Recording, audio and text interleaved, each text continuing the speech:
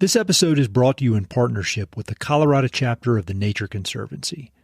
Guided by science and grounded by decades of collaborative partnerships, the Nature Conservancy has a long-standing legacy of achieving lasting results to create a world where nature and people thrive. On the fourth Tuesday of every month throughout 2023, Mountain and Prairie will be delving into conversations with a wide range of the Nature Conservancy's leaders, partners, collaborators, and stakeholders, highlighting the myriad of conservation challenges, opportunities, and solutions here in the American West. I'm very excited about this year-long series, and I greatly appreciate the Nature Conservancy's generous support. To learn more about the Nature Conservancy's impactful work in Colorado and around the world, visit www.nature.org/Colorado.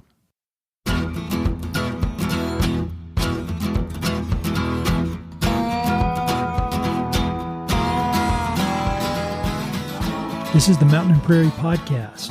I'm Ed Robertson. My guests today are Diana Lane and Aaron Derwingson.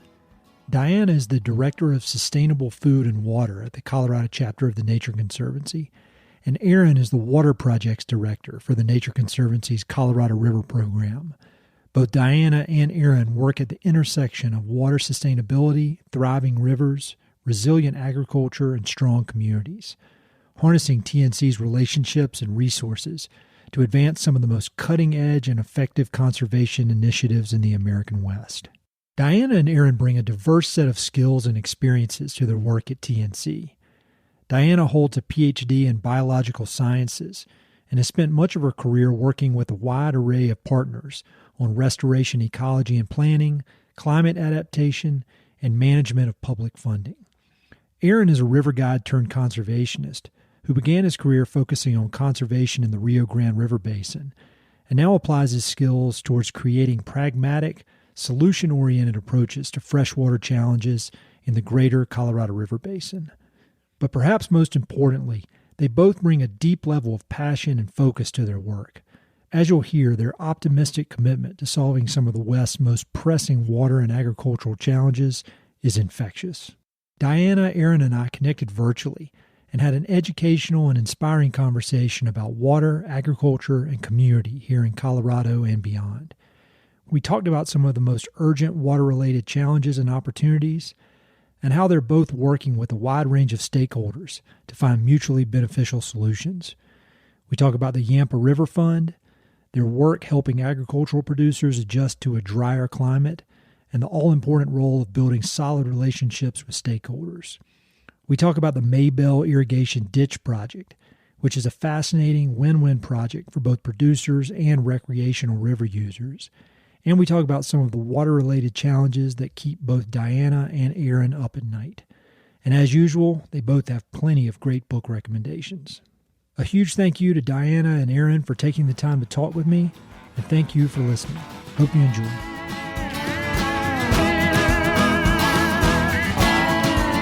Well, Diana and Aaron, I'm very happy to be talking with both of you.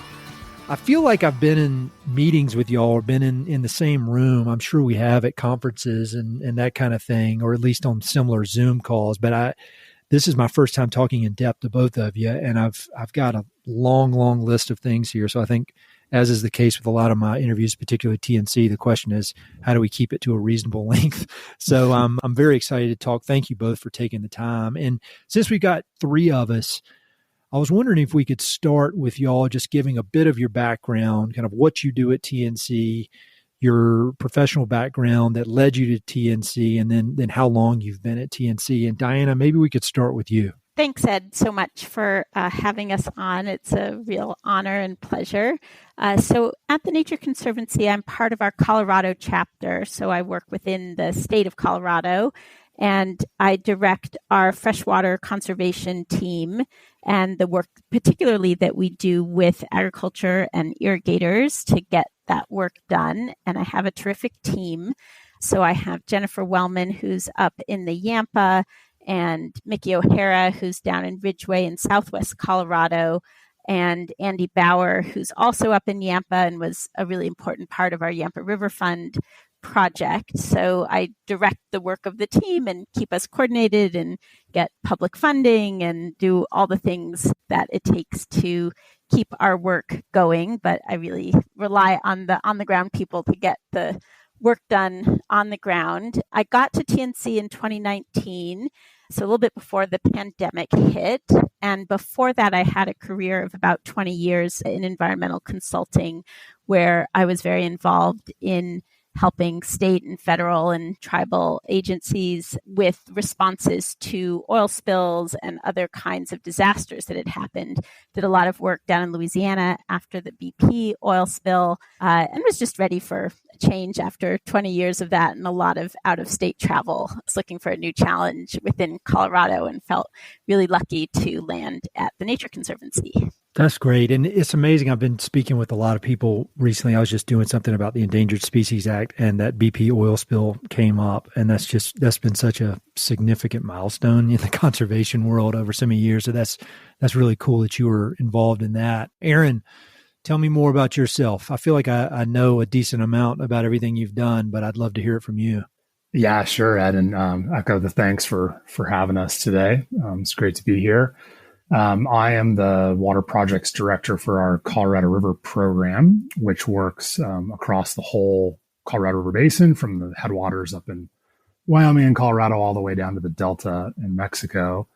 And our team, we work with Diana and her team and their counterparts in all the other states to get us all aligned around freshwater protection, freshwater conservation work in the basin. We also have an amazing team of scientists, policymakers, and my role is to really help facilitate and coordinate our work on the ground, primarily with agricultural water users.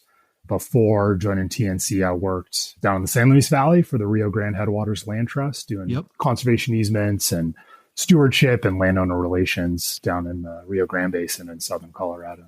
That's great. And so, as I think people who've been enjoying this series that I've been doing with TNC over the 2023, they probably remember my conversation with Taylor Hawes, where we went into a lot of detail about the Colorado River. And I'd encourage people to go back if they haven't listened to that and listen to that, because I think it gives a good foundation for a lot of the stuff we'll be talking about today.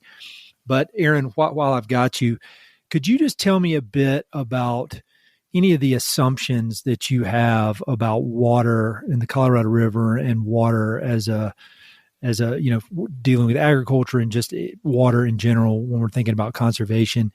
I think that everybody that's got a brain can agree that it's getting hotter and that water supplies are being stretched thin and there's less water supplies to begin with.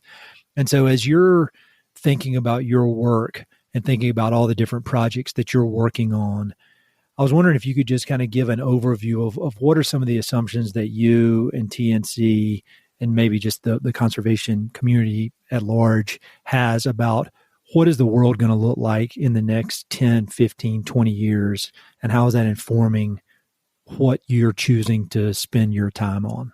Yeah, thanks. That's great. I think that, Taylor probably did a great job of describing this, right? Like, we know in the Colorado Basin that supplies are declining, right? We have drought, we have aridification, just hotter temperatures sucking water out of the system, whether it's out of the snowpack, out of the soil, out of the sky. We're getting less runoff, less water availability in the basin. And that's our primary challenge, is we've got to figure out how to balance the water we're getting with the water we need.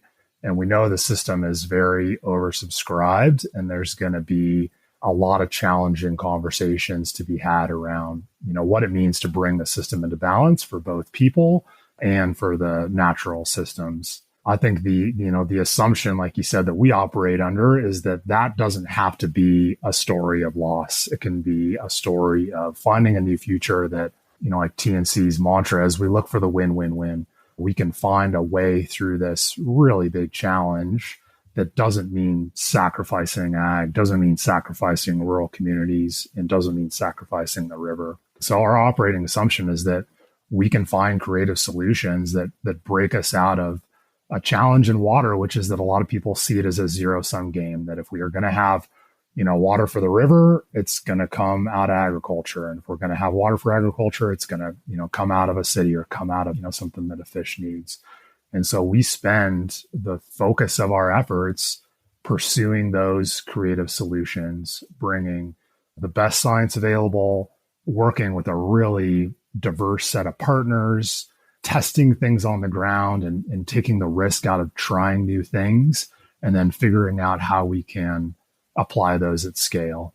And as you probably know, there's not a lot of easy answers. It's complex and complicated work.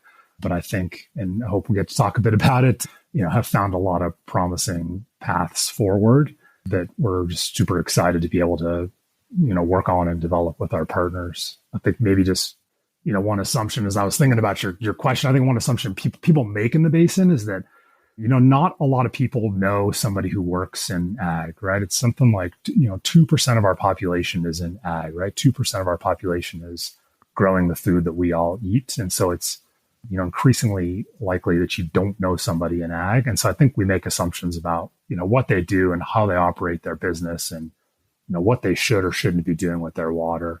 And I think part of our challenge in finding these solutions is pushing past that barrier a little bit, work with those partners and come up with some creative ways to, continue to have food production, continue to have good economies and, have a river system we can all rely on for critters and fish and everybody. Yeah.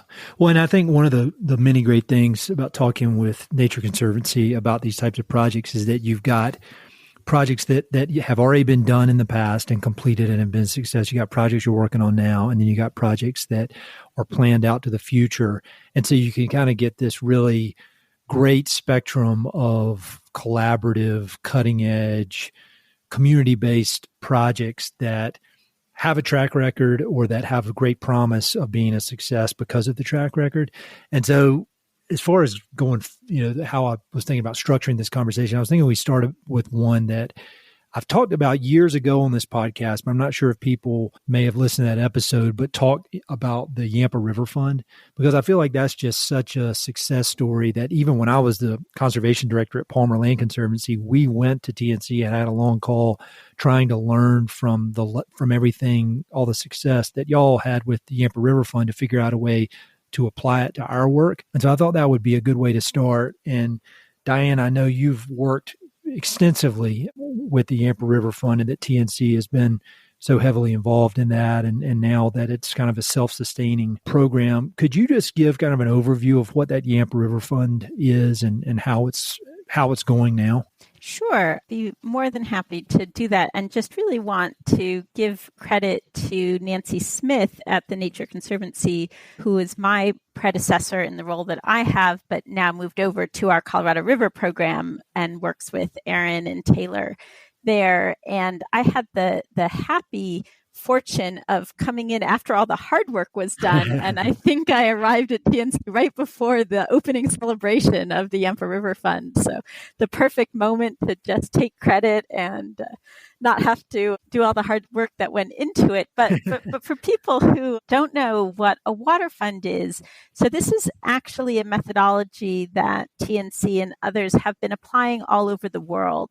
And at its most simplest, the concept is that users of water, the beneficiaries, should be contributing to the health of that water and that river system. So in places in Africa, that can look like big cities like Nairobi paying small farmers up in the mountainous headwaters areas to, be able to make improvements to their practices to ensure, healthy water supplies for the downstream users. So it's, Ed, I don't know if you've talked to people about the kind of general framework of like a payment for ecosystem services. So, that healthy, clean water just doesn't come without effort, right? So let's all contribute to that. And so Nancy really had and others had the brilliant idea of kind of taking some of that methodology and applying it to the Yampa. So it looks a little bit different in our context, but what it ends up looking like is that it's a pretty large board and steering committee representing all kinds of interested parties. So there's, people from Craig, people from Hayden, people from Steamboat, so kind of all of those governments, Moffat County, Routt County. Agricultural interests are represented, environmental groups, the business community is really important. So it's this really broad base of interested parties who kind of all came together to create. So the interesting thing is it's not a separate NGO or organization. It's really a collaboration. So everyone, signed a collaborative agreement. And TNC and the Yampa Valley Community Foundation and others, the Friends of the Yampa has been really important, came together to fundraise around this concept. And we were able to raise about a $5 million endowment that sits in the Yampa Valley Community Foundation. And every year it generates income for projects. So groups can apply to the Yampa River Fund annually for funding. And so there's a sustainable source of funding for river projects, including paying for some of the releases out of Stagecoach Reservoir that help keep the Yampa River healthy in really low flow times, in the late summer. And so that, as Aaron was saying, can have this tremendous win-win-win of keeping the river off call for irrigators, enabling recreation, which is really important for the business community, and keeping the river at a temperature where the fish stay healthy. And so that was a really important motivation to the Yampa River Fund. And it's just this beautiful collaboration of all these different interests saying, like, yes, let's fund this project. And, as people might also know, there's been a very large increase in federal funding available for water projects because of the drought. But it's sometimes hard to get that very initial funding for a planning process or, to start off an engineering design. And so the Yampa River Fund has been, I think, quite successful as it's a pretty easy application process to get people that kind of first bit of funding that they can then use and turn around and use that as match for, funding from the state, funding from federal agencies, from Colorado River District. So it's just a lovely collaboration. And the Nature Conservancy was the managing entity for the fund for the first 3 years. And then we have handed that over to Friends of the Yampa so that it's really being managed and run locally, which was our intent from the very beginning. So we're really excited about that transition process as well. Yeah, I think it's worth noting, at least from my perspective, that, obviously the work on the ground there in that community is so important. And that's really what was driving it. But then the fact that all your colleagues are so ready to share the lessons learned with other conservation organizations so that they can figure out a way to apply those lessons to whatever river basin or whatever river or challenges that they're facing. I think that's like a whole different level of how it scales. And so I've just been so inspired by that project. I remember I talked to Carlos about it on the podcast during the early days of the pandemic. And then it wasn't soon after that we were on the phone with your team trying to get some advice. So I love that. Aaron, I know that you're doing a lot with drought resilience and adaptation, thinking about those assumptions and knowing that, if we're stay on this current trajectory, things are going to be dry. There's going to be less water. So we got to figure out a way to help agricultural producers be resilient to these conditions that are going to be new in a lot of ways. I'd love to hear some examples of things you're working on and maybe some of the lessons learned as you've been trying to figure out ways to work with these producers to make things work in this new reality. Yeah, sure. We're in the midst of a couple super exciting partnership projects right now. The one we're actually wrapping up this year is a 4-year study we've been doing with a number of ranching families in the Kremling area. This work came out of the demand management work groups that the state put together. And there were a few of us that participated in that and had a challenge actually from that work group that said, well, you guys are the experts. Let's go out and figure out, how this might work and really what it might look like on the ground. And so, myself, partners from, other nonprofits, the Boucher family and Paul Boucher really helped kickstart this project 4 years ago to do a longer term test of what temporary water conservation would look like for agriculture, right? Because one of the big ideas out there, one of the tools people think should be in the toolbox is, if we've got this water challenge, why don't we just, have a way to compensate ag to use less water on a temporary basis? And it's an idea that sounds sort of relatively simple in concept, that's pretty complex when you start looking at it, what it's like on the ground. And so we've been thrilled to be part. Didn't irrigate for a year, and then other acres we've kept kind of operating as normal as a reference. And then over the course of the 4 years, we've monitored how those fields recover, how they do in terms of water use and water savings, forage production and forage quality, wildlife habitat, river flows, and economics, and what does it mean for the bottom line of these producers. And so, happy to chat more about that, but just think that's a great example of being able to dig into the nuts and bolts of what does this idea really look like on the ground, and bring a partnership effort together that's us, it's producers, it's research universities, it's consultants answering all these really challenging questions about what this tool might look like in practice. The other thing that Diana's involved in also that I'm really excited about is a partnership with the Colorado Ag Water Alliance to get more people thinking about what does drought resilience mean for their operation in their community when it comes to ag water use. And so we took that idea a little bit out of that partnership in Kremling and thought, hey, if any of this is going to work, we really need more people at the table thinking about it. But kind of like Diana mentioned with the river fund, sometimes the starting is the hardest part, finding those initial funds to just get your idea off the ground. And so in this partnership with the Ag Water Alliance, we pulled together some funding, we pulled together an advisory group, and we were able to do kind of I don't know what you would think about it as micro financing or as like a business incubator kind of challenge. We put a really simple RFP out and just asked people to come forward and tell us, what their ideas were to become more drought resilient and what they might need to test those ideas in practice. And we started about this time last year. We got some 50 applications, and we were able to put 32 projects on the ground this year across the whole state of folks implementing, their idea of how they can become more drought resilient. And it's everything from, alternative grazing methods, alternative irrigation methods, crops, to trying things like land contouring and permaculture. So it's a really diverse set of ideas that are all coming from the ground up. And so they're coming to you, or they're coming to you with these ideas, they apply.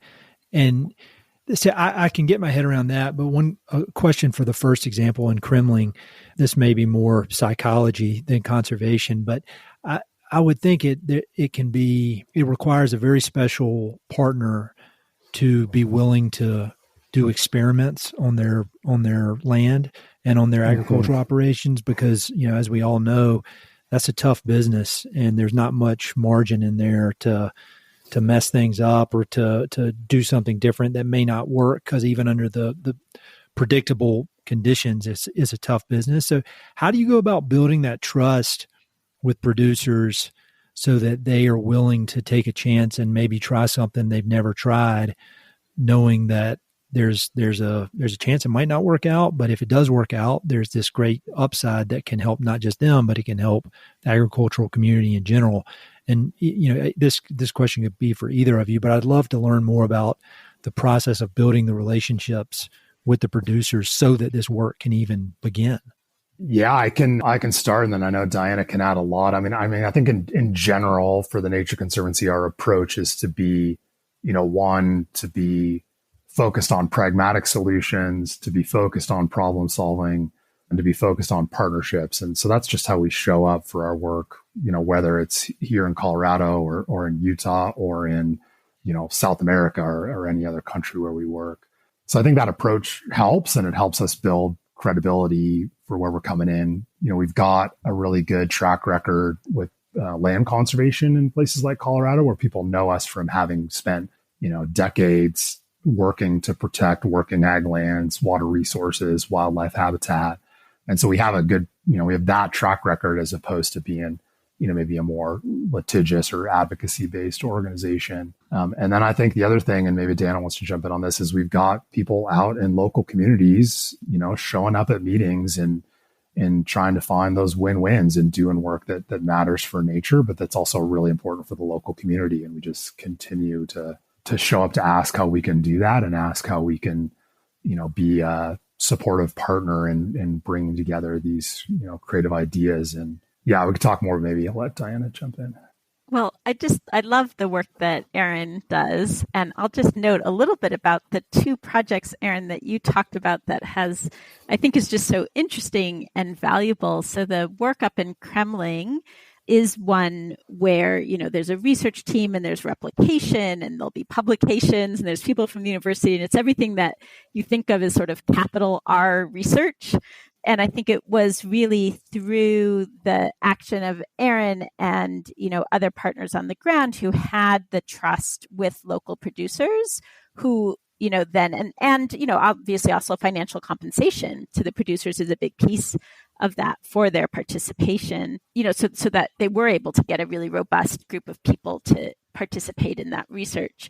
But the small grants program with Colorado Ag Water Alliance, I think, is fascinating from the other side, because that just says, we're interested in drought resilience. We have no opinion on how you get there. And that's completely producer driven to, put out any thought that they have at all about something that they think would be meaningful to their operation and at any scale.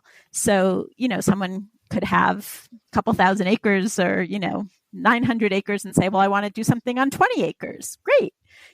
Or they might have a, really, really small operation and want to test something. So I think it's really beautiful that, when we talk about kind of, being science-based, being evidence-based, that kind of evidence, we can do that at lots of different ways, from the kind of traditional replicated, will end up being peer reviewed, down to people's individual experiments on their own land.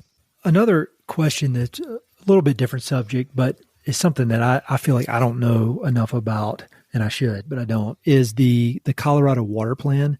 And I know that in 2023, it was kind of updated. They took all the lessons from the first round and then updated it into this new document that guides a lot of the water policy and water usage and kind of plans for the future around water in Colorado. I was curious how much either of you or both of you look to that, or TNC in general, look to that for guidance. I mean, I know that guides a lot of the funding opportunities, but I'm just curious if that water plan plays a big role in y'all's day-to-day priorities and ideas for the future. Either of you can answer, or if that's a dumb question, we don't have to do it. No, I think it's a great question. I mean, I think it is. I think it sets the overall framework for how we want to pursue, or how the state wants to support both water projects and water policy in the state. And I think it does a great job of setting that idea of balancing water needs between potentially competing uses. It kind of sets that philosophical framework. I think then more where I look is what's going on at the basin roundtable, right? What's happening in each basin that sort of rolls up into that plan, where, that's been the sausage making piece of the water plan. I mean, the whole thing is, right, but more, I think, at the basin level, where community members have gotten together to figure out their consumptive water needs, their environmental water needs, and they've hashed that out and have a list of projects, have kind of a working framework for how that community works together. And so I think probably tend to engage more at that level. And then, as you mentioned, it does guide the funding. And I think that is obviously not an inconsequential thing, because Colorado has put a substantial amount of resources behind implementing the water plan. And but for that ability to implement, it would sit on a shelf and nobody would think twice about it. But it's a very, in my opinion, kind of action-driven plan. And because you have the roundtables, because you have the new kind of community facilitators with the state, because you've got funding, I think you're seeing a lot of great work happening with the resources of the water plan. Diane, anything to add to that? Yeah, and I think it's not coincidental that really, like, a lot of the themes of our work echo the themes of the water plan. So, we think about robust agriculture in the context, as, Aaron's been saying, of drought, and, and we also think about flooding and, all these other environmental changes that are happening. increasingly thinking about the forest health and the watershed health. And, I know you had Matt Cahill from our Sagebrush Sea program on your show recently. And, we're definitely bringing some of that watershed health work down into Colorado. We've been involved for a very long time on the resilient planning side as well, and so I think a lot of TNC planning has, been incorporated over the years into water plan frameworks and the different iterations of the water plan. And we make use of the planning that was done for the water plan back, into our own work. So there's been kind of a nice back and forth there. And we need vibrant communities. And that's also where things like the Yampa River Fund, that's really supporting community-driven work comes into play. So I think it's a lovely framework in the water plan, and it really reflects our themes. And, we're lucky to be living in a state that does that kind of forward-looking planning. Yeah, I think when you look at the Colorado Water Plan, or then you look at just even on the most basic level, the tax credits for conservation easements, there's so many things that the state of Colorado is doing to make conservation a much more practical approach for producers. And I think it's really cool to be doing conservation work in a state that in a lot of ways is kind of the tip of the spear and can be an example for many other states to learn from and go forward with. And that brings to mind another really cool project that I'd heard about, but I really hadn't dug into, the Maybell Irrigation Ditch Project. And just in September, I floated the Green River through Dinosaur National Monument, and I drove out and drove back, and I drove right through there and, was looking at the beautiful Yampa River. And so I'd love to hear more from you, Diana, about your work on that project. And I'll put links to everything on the webpage because you guys made a great little film about it. And there's some really great explanations. But could you just discuss kind of the genesis of that project and how it's going so far? Sure, though Aaron was actually the one who was involved in the very, very early days of the project. So if we want to get back into the history, Aaron, maybe I'll over to you and then I'll bring us up back into the present. Well, I think you should tell the full story, Diana. But for me, it all started with a community picnic in the area, right, where we had ideas of sharing work we had done elsewhere, work we wanted to see if there was a fit in the Yampa. And, the first step was just to get everybody together for a picnic. And I think, one of the things I love about our work and, a lot of the conservation work in Colorado is that community-based approach. And I think you interviewed Matt Moorhead. And when I first started, he was, great help for me. And he said, our approach, it's coffee and pie at the kitchen table. That's where everything starts. And for me, that's where Maybell started too. And grew from there. And we tried, we pitched different ideas. Some things, didn't work. Some things did. And from being able to, start small by, breaking bread together at the community ground in Maybell, able to do, a small project after that, and then another one. And then, you see the result of that partnership work now with this. I just think it's such an outstanding project. Will you real quick kind of give an explanation of what that irrigation ditch is and why it's so important and the families it serves, just for people who aren't familiar with it? Yeah, sure. Maybe I'll jump in there. So the Maybell ditch serves the town of Maybell. It serves 18 irrigators along the ditch, which I think is also about 20 miles long. So, for people who are listening who aren't super familiar with Western irrigated agriculture, you have to get water from the river to your field. So the way that often happens is through a whole bunch of plumbing. So, really amazing people back, 120 years ago dug these ditches and built diversion structures to be able to get water from the river to their land, to be able to grow hay and other crops and support livestock. And so the ditch it's a historic ditch. There's, hand placed, beautifully crafted rock that helped the ditch, kind of created the sides of the ditch. And the diversion structure is, again, something that was built historically.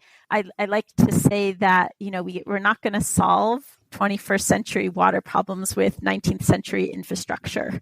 And so all of these things, are not up to date. It was very, very difficult for the irrigators to operate the head gates, to open and close them. It's a long, kind of difficult access point down to the river. It's a couple of hour round trip to, make any adjustment to the head gates. The diversion often isn't up, to the task and requires, going in and building some push-up dams. And then getting back to the win-win-win that Aaron was speaking about. So all of that is disruptive to the ecology of the river. This is actually endangered species critical habitat, and the diversion blocks the passage of endangered fish at certain flows.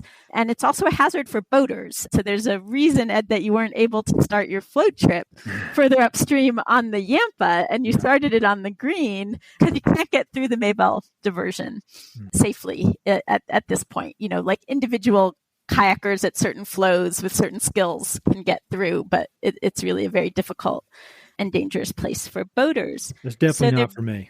Yeah, not for me either. So there became this opportunity to develop a project that can modernize the infrastructure for the irrigators so that, they can continue getting their water into the next century, safely, more easily, be able to control the head gates automatically, that the diversion structure itself can be rebuilt in a way that facilitates fish passage for endangered species, and other native fish can, then access a lot of great habitat further up on the Yampa, and the recreation community can have safer passage. And the water plan, as we were just talking about, incentivizes these multi-benefit projects that are win-win-wins for, for agriculture, for the environment, for recreation. And luckily, we started working with the community, with other partners like Friends of the Yampa, and, worked through developing engineering plans for the project. And, it turned out, as all of this additional federal funding became available, that we had this, basically, everyone likes to talk about shovel-ready projects. Well, we had a shovel-ready project, and we were able to get, I think we have something like 8 different state, federal, local grants. We even got a little bit of Yampa River Fund money for a piece of it. We got Colorado River District funding, CW's Colorado Water Conservation Board, Bureau of Reclamation, NRCS, so NRCS, Natural Resource Conservation Service, so that's U.S. Department of Agriculture, and the Endangered Species, Upper Colorado River Endangered Species Program that Fish and Wildlife Service directs, because everyone really recognized, the value of working in this, really remote stretch of river. It's the largest diversion in the lower Yampa. So, kind of getting this one right and fixing it, really opens up a lot of habitat. And yeah, sorry, I go on and on because I'm super excited. And if I can do a few shout outs. So please. Jennifer Wellman, who I mentioned before, so she's our project director. So she's really been the Nature Conservancy's point person, project manager for this work. This would not have come together without Jennifer and her efforts, and our design engineer, JUB, worked with us in the community to, the Yampa is not an easy place to do engineering because, the flows can vary, from 100 CFS to, 20,000 cubic feet per second. So, just the fluctuation in flows is tremendous.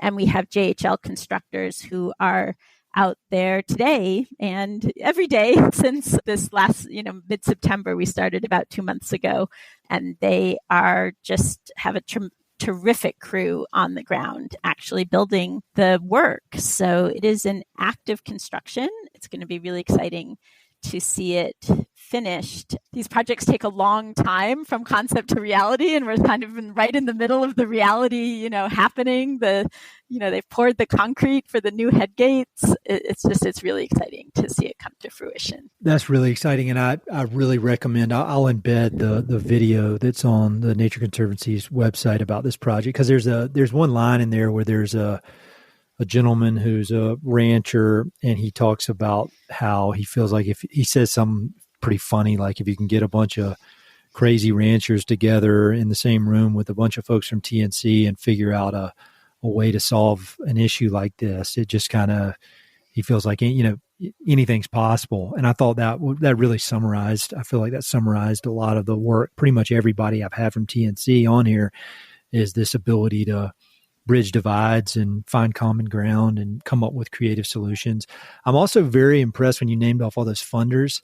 A lot of those are federal funders, and whoever did the grant writing for those things deserves some sort of medal or award, because that's no joke, gathering up money from all that, such a wide variety of funders. That's pretty impressive in itself. I was laughing with somebody the other weekend about the process of applying for NRCS grants, and that is not for the faint of heart. So congratulations on that. Thank you. And if I can just say, so that was Mike Camblin, who's the president of the Maybell Irrigation District and has just been a tremendous partner and advocate for this project. And I believe is a current member of the state's drought task force. Oh, wow. Okay. Very cool. When y'all think forward, you think about the next 10, 15 years, I'm always trying to focus on the positive here, but I think it's important also to be very realistic. Like, what are the things that keep y'all up at night? What are the things that really worry you about your ability to continue adding value to both the conservation world and the agricultural producer world, and this massive overlap between them? Because there are obviously a lot of challenges in the future, and the trajectories when it comes to natural resources and water volume, water usage, it's not the greatest thing in the world. So like what are your big concerns? Like what drives you to continue innovating in this work? I think a lot of things drive me. I think one thing that really drives me is the work I get to do with individual ag producers and their families. I just think, like, I don't come from an ag background. I came from, before going to the land trust in San Luis Valley, worked in outdoor ed and worked as a river guide, and would have said, probably what a lot of folks say, which is that we can fix this water problem if ag just did a better job of using their water, but knew nothing about what really happened on the ground. And I think I've just had such an amazing education and such an amazing opportunity to work with folks who really know this resource, in and out, from managing it daily. That's been such an inspiration. And then I think in the work that we get to do now, to be able to tap into that, to try and figure out a new way of doing business, for an industry that oftentimes just relies on what's been done in the past is kind of a key to success. But to find those folks that are, really keen on innovating, really keen on carrying on this tradition in a new way, definitely gets me fired up every day to go figure out how I can support them and how we can figure out, these challenges together.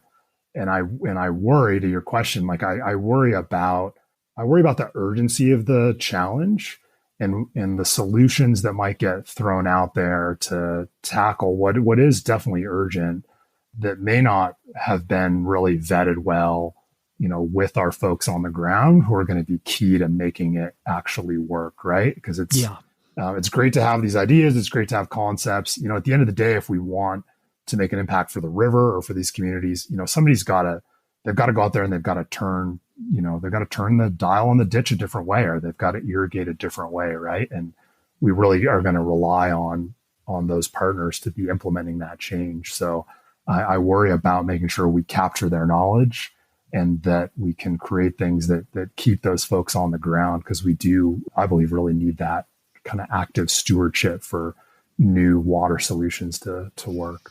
That's great. Diana, anything from you? And I, agree with what Aaron says. I sometimes say to my team, when we're building water projects, in some way, what we're really doing is we're building democracy.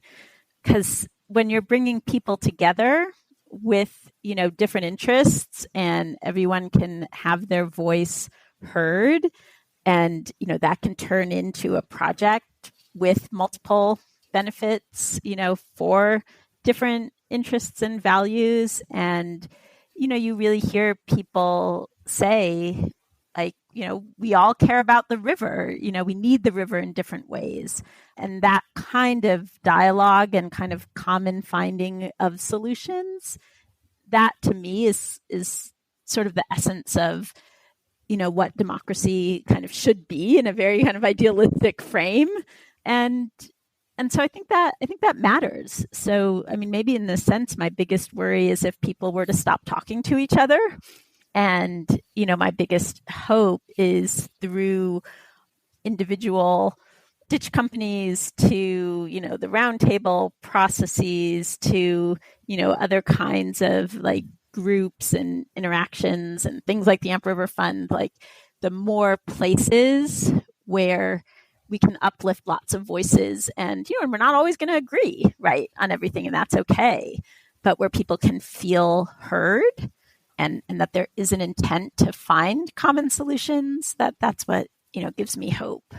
That's really great. I'll tell you, when I was in the conservation world, one of the things that worried me, and I think it's the same with TNC, is, or I learned this lesson from Matt Moorhead, actually, when I was in the real estate business and I was doing some consulting, and I saw the amount of time that he had put into working with ranchers in Eastern Colorado and these relationships he had built. And I found that the most important thing were those relationships, and the idea that something could go wrong and mess up a relationship. Like, that's what worried me, because I felt like, you can experiment and do projects that may or may not work, or people can make mistakes, but as long as there was that mutual trust and respect, you could work through that kind of stuff. And like you were just saying, Diana, like, if you can have different ideas, you can disagree, but as long as there's mutual respect and the relationships are strong, that kind of stuff can be worked through.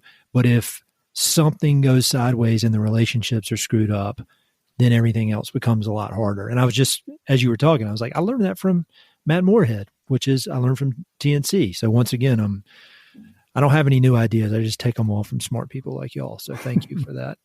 So I would imagine that, you guys have teams you work with, and that people who are listening to this are probably, a lot of them are very, very interested in conservation. I get emails literally every day from people who want to be working in conservation, want to apply their professional skills to something that is purpose-driven and that matters.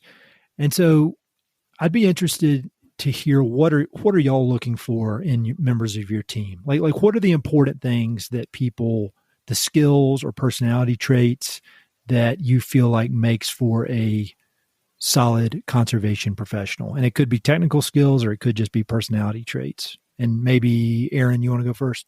Sure. And this is apropos, as we're actually hiring a number of positions right now to do restoration work across the West with us. So I'll speak generally, maybe it also applies to those. I think we're looking for a few things. I mean, certainly we're looking for technical skills relative to the position, right? Somebody that's got, maybe restoration skills, legal skills, economic skills, other, kind of conservation-based science, et cetera. But I also think that, a lot of skills can be learned and developed over the course of your job and your career. And so I think we get, a lot of skilled candidates coming forward. And so what then tips the balance for me and our team is the fit, right? Is it somebody that's going to be, great and positive person to work with, somebody that's got a can-do attitude because there's no shortage of challenges, somebody that wants to kind of is just really keen and excited to wake up and, sink their teeth into those challenges, and to do it with, with both the team we have at TNC and with all the partners that we work with. I'm sure, probably at everybody else you had from TNC said this and others in conservation, but we don't get anything done outside of these, really big partnership efforts.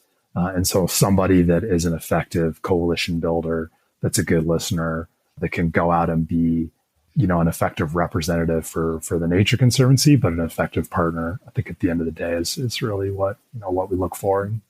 That makes sense to me. I interviewed a guy who was a guitar player for the country music superstar Chris Stapleton. And he said in his interview, obviously he needed to know how to play the guitar. And obviously he's a very, very good guitar player. But that was probably like on the list of things. It was not even in the top 5 because they wanted somebody who could be a good member of the team and was nice to work with and, kind of handled their business and was just a pleasant, good person. And I think that can kind of be applied. You obviously want somebody that brings technical expertise, but that's kind of a given. You want good people too. Diana, anything to add to that? Yeah, kind of the same thing, but, a certain sense of humility. Sure. Like there's a lot that we don't know and there's a lot that any individual doesn't know. So, and I think that goes along with being a good listener. So, if you're listening to others and you kind of realize that you can learn from everyone, I think that's critical. I don't think we put this in, job requirements, but it's really lovely when people have a good sense of humor because, the work can be stressful and, there's often a fair bit of absurdity to current old policies, just things that happen and, to kind of keep your sense of humor about the work and your life and how things are going. I think that's a real good tool. I agree. I think that's just a good tool for life in general. Aaron, you mentioned earlier that only 2% of the country is directly involved in agriculture. And I always think that's so crazy when you think about that's where our food comes from. And so people listening to this, odds are they're not working directly in agriculture, but this work is so important in a million ways. But everybody who's listening is directly tied to agriculture in one way or another because they need food. And so other than making a donation to the Nature Conservancy, how do either of y'all suggest that people help with your missions and with the projects you're trying to work on? I mean, you've got funding from all these different sources, whether it's the federal government, state government, foundations, and then obviously Nature Conservancy and the money they raise from individual donors. But like, if somebody came up and was like, I want to help, how can I help? What would be your advice to those people? Diana, you want to go first on this one? Sure. I think it's just thinking about water in general. I really encourage people to just get to know where your water comes from. So there's so many people along the Front Range of Colorado, probably the same, around Salt Lake City, who don't realize that they're using Colorado River basin water because of the Trans Mountain diversions. So find out where your water comes from. Is it groundwater? Is it surface water? Is it, local water? Is it far away piped in water? And if you really look at the plumbing of where your water is coming from, and, someone realizes that watering your lawn in Denver, that water actually originated in a high mountain stream, in Western Colorado, I think it changes your relationship to the water. And I think it kind of inherently, and if it's not inherent, then maybe it just should be deliberate, inspires conservation. The largest crop in Colorado is grass. A lot of that is municipal grass, right? It's, the grass and lawns around people's homes. So, how much of it do you need? You might need some for your kids and your dog, but probably don't need, around people's homes as much as they have. So, where can we be converting to native plants? So, to just, people sometimes, who live in cities will say, oh, I don't have a water problem. I turn on my tap and the water comes out. And to just really to get people more educated about where their water comes from and kind of what are the issues, I think that will kind of inherently lead people in directions that are helpful. I agree with all that. When I moved to Colorado Springs, I had no idea that we get somewhere between 75 and 80% of our drinking water from the Colorado River basin. And it wasn't until I was working at Palmer that I realized that. So I always thought if I didn't know that, and I'm interested in this kind of stuff, but a lot of people don't. And once you know it, it really can change the way you think about these kind of things. Aaron, anything you'd like to add? I'd emphasize that. I mean, I was remembering when I first started, we hired a bunch of people to go out in downtown Denver and ask people that question about where their water comes from, and had people get in some serious arguments when they gave them that stat that, some half of Denver's water comes from the Colorado River, and people were just in disbelief that was actually true. So yeah, knowing where your water comes from, And then I think an extension to that, one thing we say on our team a lot is that, all water is local. Like it's just so conducive to that local situation.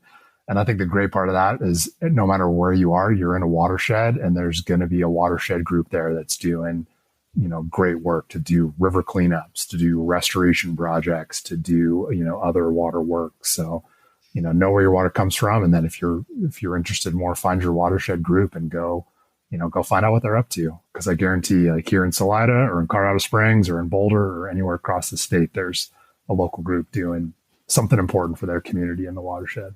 Another thing, thinking about your background, I think if you have the time and the resources, nothing beats floating down a river with a pro who can take you down, even if you don't have any experience. I just did my first multi-day river trip in a very long time this September that I mentioned earlier, and that just changed my perspective in a lot of ways on rivers, particularly in the West.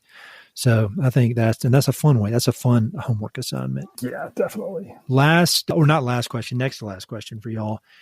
I'm always looking for good book recommendations. I'm always looking to learn more because every time I talk with people like y'all, I realize how little I actually know. If you think about it on a relative basis, I know less than I did when we started this conversation because now I know how much I don't know. And so I was wondering if y'all have any book recommendations. It could be about water, it could be about conservation, or it could just be books that you've enjoyed that have kind of shaped you as a person. Aaron, maybe you go first. Any books that come to mind that you would recommend? Yeah, I knew this question was coming at, and I've seen your book list, so I was trying to do my best. But I think this is not necessarily in water, but one thing that was super inspiring for me earlier on was reading the Pioneers books, which I don't know if you're familiar with, but it's a group. I think they're out of California, but they really do a good job of collecting stories and work around what we might call now like nature-based solutions. But I just found this concept of like using nature as a tool to do amazing conservation work, super inspiring, and stories of people, cultivating mushrooms to clean up oil supplies and building wetlands to do wastewater treatment. I read those books, Nature's Operating Instructions and Ecological Literacy, and just got, super fired up when I was at a time of just wondering, what I was going to do with my life beyond, guiding and having to stuff a sleeping bag every morning. And then I think when I got to the San Luis Valley, I read a book called The Last Ranch. I've got that, but I haven't read it yet, but it's on my shelf. Yeah, which is fantastic. And just, a big part of my conservation DNA is having done that work down there and having been inspired by that community that works, across the spectrum to pull in the same direction for what's best for that valley in terms of water is super inspiring. And that book tells a great story of, ranching families there, of coming together around the fight against, one of the many water exportation schemes.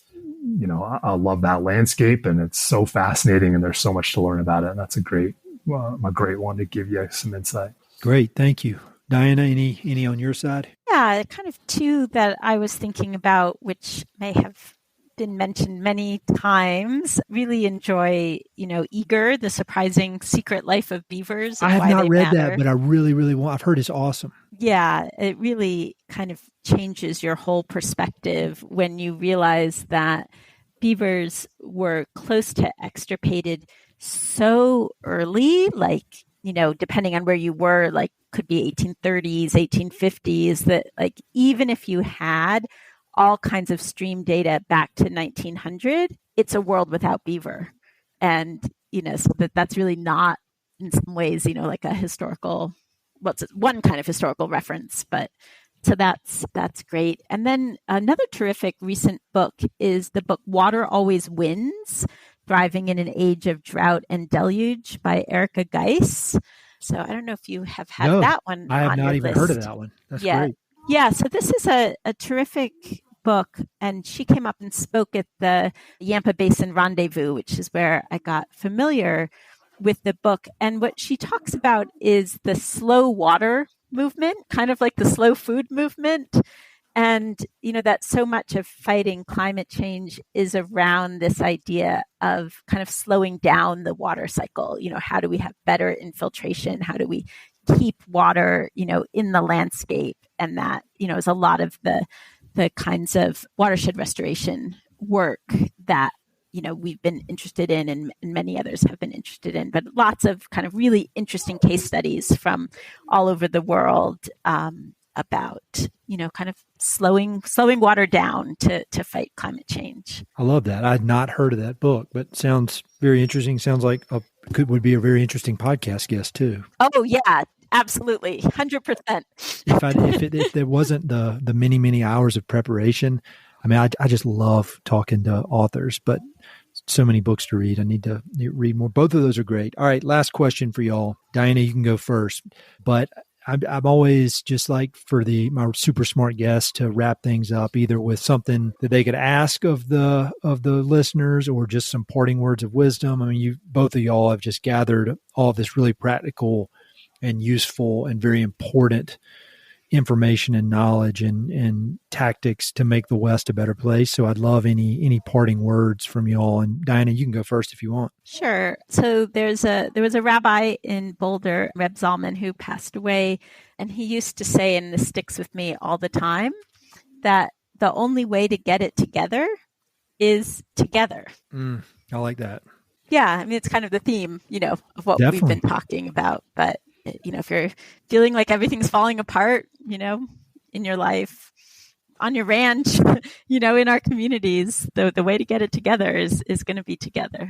I love that. Aaron? Yeah, I don't have a nice summary quote, Diana. That's beautiful. I love that too. Or maybe many words of wisdom. I think for me, it can be maybe easy to get overwhelmed by the complexity of water, like the scale of the challenge. And there's no shortage of like news stories every day just about how dire and bad things are. But I do think there's just really good reason to be hopeful.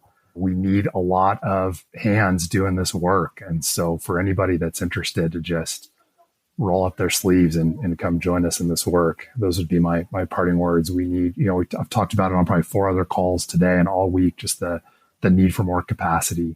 And so to come join us together in doing this work. I love it. I'll tell you, after every single one of these TNC interviews, I'm just more and more amazed by both the breadth and the depth of everything that y'all do. And it's very inspiring because it truly is making a difference in the communities that you work in. And then this knowledge is being exported out so that other people can apply it. And I really admire what y'all do. I'm really in awe of it. And I thank you both for taking the time to chat. I know that you're both going 100 miles an hour. And so the fact that you take some time to chat with me and listen to all my silly questions means a lot. But if I don't talk to you before, happy Thanksgiving. And I'll look forward to hanging out in person one of these days. Great. Thanks, Ed. Thank you, Ed. Such a pleasure to be on. Hey, it's Ed again. Thanks so much for listening to the podcast. I know your time is valuable, so it means the world that you spend it listening. If you want to support the podcast and help it to continue to spread and grow, there are a few ways you can help. Number 1, pass it along to a friend or share it on social media. Word of mouth recommendations are the most powerful way for ideas to spread, so I'd love it if you could share the podcast with a few pals who might enjoy it. Number 2, you can go to Apple Podcasts and give it a 5-star review. Good reviews encourage the Apple overlords to suggest the podcast to others. So there's a link in the notes if you'd be so kind as to give it 5 stars. Number 3, you can support the podcast financially via Patreon, and there are exclusive benefits for those who do, including a monthly behind-the-scenes newsletter, Mountain and Prairie stickers, live and recorded video chats with podcast guests, and much more. Number 4, I've also got 2 emails that I send out. The first is my weekly email called Good News from the American West, which I send out every Wednesday. It's only positive news, something we can all use a little more of these days. And my other email is my bi-monthly book recommendations email. One email every other month with 5, 6, 7, or 8 books that I've recently read and highly recommend. The thousands of people on both of these lists will vouch for me. No spam or other funny business. And number 5, finally, check out my online store for Mountain and Prairie stickers, shirts, and coffee mugs. I've got some really cool designs from Western artists with more on the way. So head to mountainandprairie.com/shop to check it all out. I'd love to connect with you. I'm on Instagram and LinkedIn, so look me up on either of those platforms by my name or through the links on my website. All right, that's it. Thanks so much for your support.